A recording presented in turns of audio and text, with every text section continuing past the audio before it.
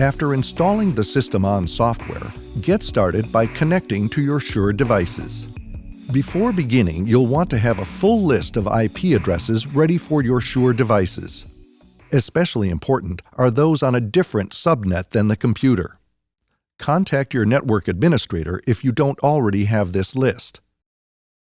Additionally, you'll want to make sure these devices are operating a firmware version supported by SystemOn software. See the installation guide for a list of supported versions and update them accordingly using the Shure Update Utility application. Begin by selecting the network interface card used by SystemOn to communicate to your audio network. If more than one is available, choose the card with an IP address in the same range as your devices. Save your changes. Next, go to the All Devices page. SystemOn automatically discovers and displays devices set to the same subnet as the server. Use the Add by IP tab to add devices from a different subnet by simply entering one IP address per line.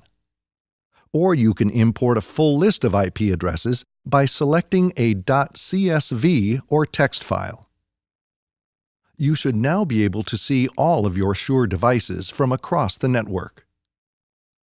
SystemOn remembers all devices and displays them regardless of their status. Green means the device is ready on the network. Red indicates the device is offline, either powered off or disconnected. Now that you have your audio network connected, you can begin to configure SystemOn for your team.